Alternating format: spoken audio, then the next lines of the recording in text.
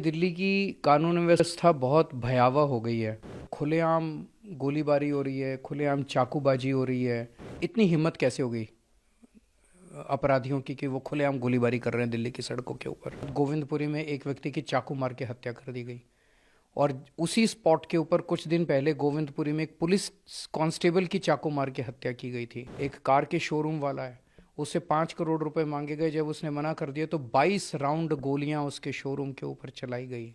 सबको पता है कि 11-12 गैंग हैं जो दिल्ली के अंदर ऑपरेट कर रहे हैं, एक को भी नहीं पकड़ पाए अभी।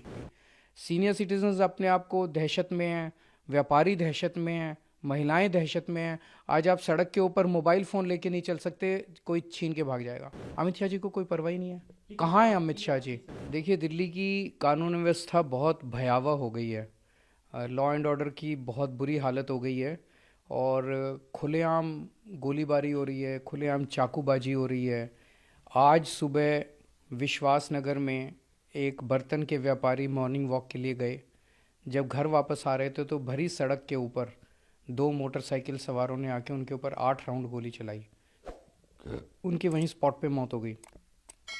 इतनी हिम्मत कैसे हो गई अपराधियों की कि वो खुलेआम गोलीबारी कर रहे हैं दिल्ली की सड़कों के ऊपर। और ये कोई अकेली घटना नहीं है। पिछले 1-1.5 महीने के अंदर न जाने कितने गैंग वॉर दिल्ली के अंदर, शूटआउट्स दिल्ली के अंदर हो चुके हैं। आज ही उस विश्वासनगर की घटना के कुछ घंटे के बाद गोविंदपुरी में एक व्यक्ति की चाकू मार के हत्या कर दी गई और उसी स्पॉट के ऊपर कुछ दिन पहले गोविंदपुरी में एक पुलिस कांस्टेबल की चाकू मार के हत्या की गई थी। दिल्ली के अंदर व्यापारियों को खुलेआम फिरौती की कॉल्स आ रही हैं। उनको कॉल आती है, इतने करोड़ रुपए यहाँ पहुँचा दो, नहीं तो तुम्हारे बच्चों को मार देंगे, तुम्हारे परिवार को मार डालेंगे। एक मिठाई वाला है, उसको कॉल आई कि 2 करोड़ रुपए दो। जब उसने देने से मना कर दिया तो 2 दिन बाद उसकी दुकान के ऊपर 2 मोटरसाइकिल सवार आए और उन्होंने धुआंधार गोलियां चला दी। एक कार के शोरूम वाला है, उससे 5 करोड़ रुपए मांगे गए। जब उसने मना कर दिया तो 22 राउंड गोलियां उसके शोरूम के ऊपर चलाई गई। इस तरह से न जाने कितने मामले हैं और इन सारे मामलों में जो शूटिंग करने वाले उनको तो पकड़ लेती है पुलिस, मामला खत्म कर देती है, लेकिन जो फिरौती मांग रहा है, जो असली गैंगस्टर, जो मास्टरमाइंड है, वो खुलेआम घूम रहे हैं। सबको पता है कि 11-12 गैंग हैं जो दिल्ली के अंदर ऑपरेट कर रहे हैं, एक को भी नहीं पकड़ पाए अभी ये लोग। तो महिलाएं असुरक्षित हैं, महिलाओं के किडनैपिंग हो रही है, उनका रेप हो जाता है, गैंग रेप हो जाता है, उसके बाद उनका मर्डर कर दिया जाता है। घर से बाहर निकलती हैं लड़कियां, उनके साथ छेड़खानी होती है। को किसके पास जाएं?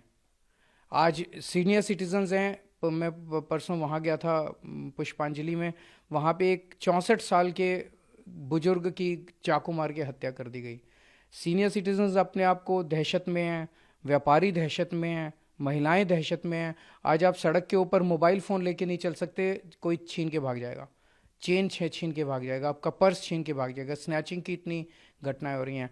दिल्ली के अंदर कानून व्यवस्था बनाए रखने की जिम्मेदारी सीधे सीधे गृह मंत्री यानी कि अमित शाह जी की है संविधान के तहत। अमित शाह जी को कोई परवाह ही नहीं है। कहाँ है अमित शाह जी? सरकार है, क्योंकि दिल्ली में इससे पहले जो सरकार का होती थी आप लोग सरकार पे सवाल खड़े करते थे। इस पे ऐसे बयान भी आ रहे हैं विपक्षी नेताओं के। गिरिराज सिंह ने भी आज बयान दिया कि आपकी सरकार है, आप कुछ नहीं कर पा रहे। हमारी दिल्ली में 2 सरकारें साथ साथ चलती हैं। दिल्ली के अंदर 10 साल पहले लोगों ने हमारी सरकार चुनी, हमें कहा स्कूल ठीक करो, हमने स्कूल ठीक किए। हमें कहा अस्पताल ठीक करो, हमने अस्पताल ठीक किए। उन्होंने कहा बिजली ठीक करो, हमने बिजली ठीक की।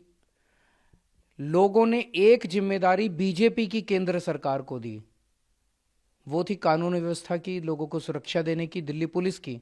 वो जिम्मेदारी केंद्र सरकार की है और केंद्र सरकार में भी गृह मंत्री की है।